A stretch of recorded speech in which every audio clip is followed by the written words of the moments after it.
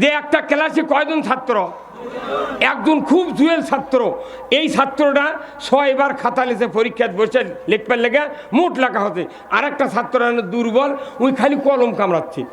এক স্যার দেখো দেই, এই ব্যাকেল তুই কামড়াচ্ছ, সময় 1.5 ঘন্টা আছে, তুই কামড়াচ্ছ আঙ্গুল কামড়াচ্ছ কে?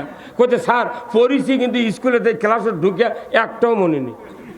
তখন করছে যে তুই কিছু লেখা পারবো না? করছে লেখা যাবি, তুই যা পারিস তাই লেখ। উনি করছে কি খালি না আমার রুল নাম্বার লেখে খাতা জমা দিছে। পরীক্ষক খাতা দেখে এখন ছাত্র কয়জন? একজন ভালো লেগেছে, ওই তো ফার্স্ট হবি। আর দেখলে নাম লেখে রুল নাম্বার লিখে দিয়েছে, ওই কি সেকেন্ড।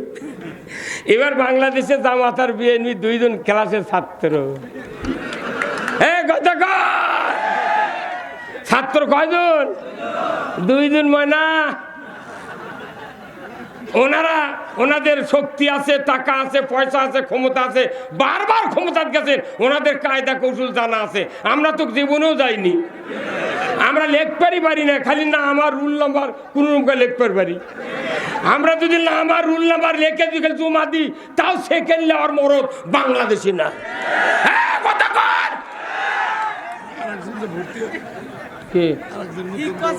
না উগলার কথা কমই না। মেলা বাংলাদেশে 244টা দল আছে। এই নতুন একটা আর একটা কি যেন একটা দল তাই নিবন্ধন পালো কয়েকদিন আগে। 42 আছিল, 2 জন বাইরে 44 আছে। এমনও দল আছে ঢাকার, সভাপতি, সেক্রেটারি আর কেশিয়ার। কত গনে গা এরপরে আমি গুনি না, গুনি হচ্ছে বিএনপি আর জামাত।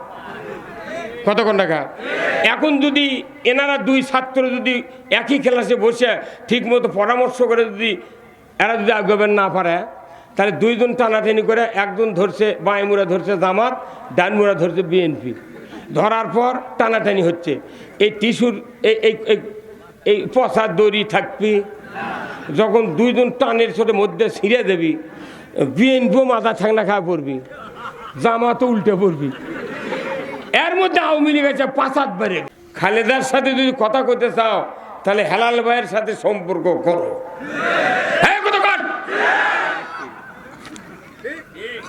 এর মধ্যে কোনো ভেজাল আছে? কেউ কি বলতে পারবে এটা ভেজাল কথা? যদি হাসিনার সাথে সম্পর্ক রাখতে চাও তাহলে ওবায়দুল কাদেরের সাথে সম্পর্ক রাখো। কতক্ষণ? এটা তো ব্যাকরণের সাক্ষী। একটা চেয়ারম্যানের সাথে যদি সম্পর্ক করতে চায় ভালো, তাহলে মেম্বারের সাথে আগে মিল লাগান লাগবে। এটা হচ্ছে নেতৃত্বের কোয়ালিটি। রসুল ছিলেন সিলেকশনকৃত নেতা। আল্লাহ ডাইরেক্ট তাকে সিলেকশন করেছেন যে আমার পক্ষ থেকে পৃথিবীর শ্রেষ্ঠ নেতা হলো জনাবে মুহাম্মদ রাসূলুল্লাহ।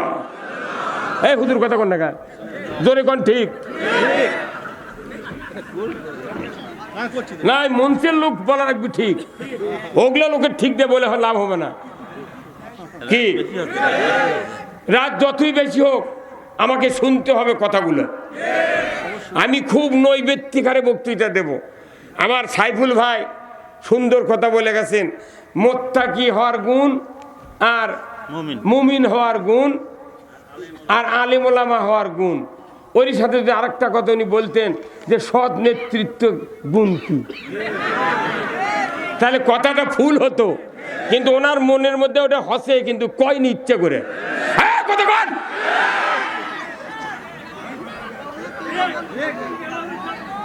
কি আমরা কথা বুঝি তো?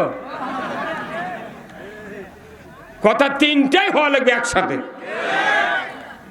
আল্লাহ রসুলের একটা স্লোগান ছিল, মক্কা থেকে উনি যখন মদিনায় গেলেন, ওনার একটাই স্লোগান যে আল্লাহর আইন চাই, সৎ লোকের শাসন চাই। মদিনার যখন সৎ লোকের শাসন কায়েম আছে, আবু জেহেলের গোষ্ঠীরা সমাজের থেকে আউট হয়ে গেছে। এই সমাজে আউট যদি সৎ নেতৃত্ব কায়েম না হয়, কোনো অসৎ নেতৃত্ব আউট হতে পারে না। সবচেয়ে জরুরি সৎ নেতৃত্ব। আর সৎ নেতৃত্ব আদর্শ গ্রহণ করবে রসুলের নেতৃত্ব থেকে। এই জন্য আল্লাহর আনুগত্য, রসুলের নেতৃত্ব সবচেয়ে জরুরি। কেউ নাজাত পাবে না এই দুটার সঙ্গে না মানলে। এই দিন আল্লাহ কোরআনে বলছেন, ইয়া আইয়ুহাল্লাযিনা আমানু আতিউল্লাহ ওয়া আতিউর রাসূল ওয়া উলিল আমরি মিনকুম। আল্লাহ বলেছেন, ইমানদারেরা তোমরা আল্লাহর আনুগত্য করো, রসুলের অনুসরণ করো, আর যারা তোমাদেরকে কোরআন দেয়া শাসন করে, সমাজ চালায়, দেশ চালায়, তাদেরও আনুগত্য করো। আমাদের দেশে কোরআন দিয়ে তো দেশ চলিছে, জীবনে দেখতে পাইনি। কথা কনে গা, এই যে মোদি তাম ভারতের মসজিদগুলো ভেঙে ফেলে দিচ্ছে, এই কথা কন। কিন্তু মুসলমান 700 বছর ভারত শাসন করছে, ওরা যা মুসলমানেরা যা করে থয়ে গেছে, ওরই টাকা দিয়ে মোদি দেশ চালাচ্ছে। জানেন আপনি, একটা মাজার আছে, তার নাম হলো তাজমহল। কতক্ষণ? এটি প্রতি মাসে 2 কোটি টাকা এটি দোকানদারি আদায় হয়। টিকিট বিদেশের পর্যটকরা তাজমহল দেখে। কতক্ষণ টাকা? আজমির শরীফ, তার মাজারে জিয়ারত করে লক্ষ লক্ষ লোক। কতক্ষণ? তাহলে এইগুলি মুসলমানের তৈরি করা সব সরঞ্জাম আছে হচ্ছে ভারতে, তাদের টিকিট দিয়ে ভারত চলিচ্ছে, আর ওই মুসলমানের মসজিদ ভাঙ্গিচ্ছে। কথা বুঝবেন আপনি? মাথা কি ঠিক আছে? কয়েক হাজার কোটি টাকা প্রতি বছরে মুসলমানের তৈরি করা সম্পদের থেকে ভারত ইনকাম করে, অথচ মুসলমানের মসজিদ ভাঙ্গে ভাঙ্গে শেষ করছে। কারণ কি? কারণ মুসলমান আছে ঠিক ওখানে 20 কোটি, কিন্তু রাজত্ব মুসলমানিত্বের নাই। বাংলাদেশে 92% ইমানদার আছে, কিন্তু কোরআনের রাজত্ব চালানের কোনো শাসক নাই। পাকিস্তান আছে, স্থান পাক, কিন্তু পবিত্র নেতা নেই। কথা কোন জায়গায়? তাহলে এই আমার আগে এক বক্তা বক্তৃতা করে গেলেন যে দেশত নামাজ নেই, ইডা নেই, উডা নেই। কারণ কেন থাকবে? বাংলাদেশ না, সারা পৃথিবীতে যতগুলা রাষ্ট্র আছে, এই রাষ্ট্র শক্তি মুসলমানেরা বহুদিন হলে বিরক্ত মনে করে ওরা ঘরের মধ্যে জেকের করার জন্য ঢুকিছে। সিয়ার তো আর ফাঁকা থাকবে না। কে ভাই ফাঁকা থাকবি? সিয়ার দখল করছে অন ইসলামী লোকেরা, এই যে দখল করেছে আর নামান যাচ্ছে না। এখন বাসত চলে যাচ্ছে ঢাকা, চরিছে ঠনঠনের বাস স্ট্যান্ডে। এক লোক টিকিট করে ব্যাগ এটি থুয়ে একজনে কয়ে গেছে, ভাই আমার এই ব্যাগটা দেখো, আমি আসে সিটত বসে ঢাকার যাব। এখন চলে গেছে বেচারা, পান খাবার না, অজু করবে। এক লোক এসে করছে, ভাই ইতি কি মানুষ আছে? করছেন এটি ব্যাগ আছে, তাহলে মানুষ নেই। তখন ওই ব্যাগ নামে থেয়ে ওটি বসছি, যাই পরে উঠেছে। পরে যাই টিকিট করে ব্যাগ ছুঁয়ে গেছে, তাই এসে করছে, কে ভাই তোমাকে না দেখতে কয়ে গেল, এই সিটটা দেখো।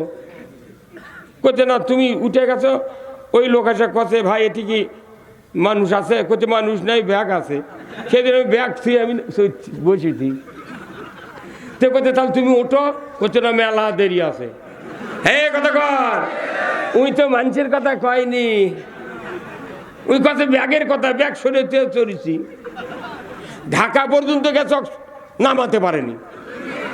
আমাকে দেশের পৃথিবীর সমস্ত রাষ্ট্রের যত রাষ্ট্রপ্রধান আছে, এরা সব গাদ্দার, সব গাদ্দার।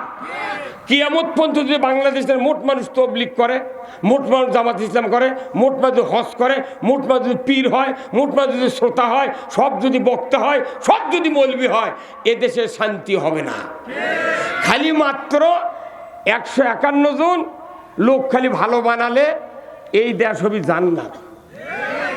কয়জন? 151 জন। 300-র কথাই কম না কি? 151 জন লোক ভালো বানান, এই 20 কোটি মানুষের মধ্যে এটা ব্যাপারই লয়। এই শাহজাহানপুর গাবতলির মতো একটা জায়গা একজন লোক ভালো বানান, এটা ব্যাপারই লয়। কিন্তু ও কি এবার টাকা খায়া ওই ভোট লিয়ে আর একজনকে দিবিন, আর যা করছে, হুজুর এতে কাপ করবেন না। শয়তান, তুই এতে কাপ কি করবি রা? তুই হজ কি করবো, তোর উমরা কি করবো, তোর ইবাদত নাই। আগে দরকার সৎ নেতৃত্বের মাধ্যমে ইসলাম বিজয় করা। এত বক্তৃতাই লাগবে না কি, কিন্তু আসল কাম বাদ দিয়ে আমরা নকলের পাশে দৌড়াচ্ছি। আসল আর নকল কি, মৌলবি কি আর আলিম কি, এই মুমিন কি, সব কথা আমি বলবো। আপনাকে শুনতে রাজি আছেন? কারা কারা দুহাত তুলে আল্লাহকে দেখান। নারায়ে তাকবীর, নারায়ে তাকবীর। আল কোরআনের আলো, আল কোরআনের আলো। দুনিয়ার মুসলিম, বাংলার মুসলিম, বগুড়ার মুসলিম, সাজানপুরের মুসলিম, খুট্টাপাড়ার মুসলিম, মাহফিলের মুসলিম। লিল্লাহে তাকবীর।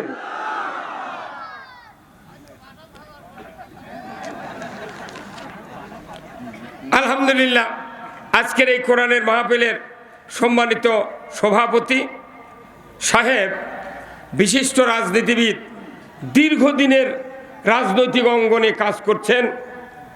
ওনার একটি পরিচয় আছে, উনি আমার পার্শ্বের গ্রাম ভাটরা চৌধুরী পাড়ার সম্মানিত মরহুম আকবর আলী খান চৌধুরী সাহেবের উনি জামাই। সেই সূত্রে উনি আমার ভগ্নিপতি দুলাভাই। আলহামদুলিল্লাহ কন।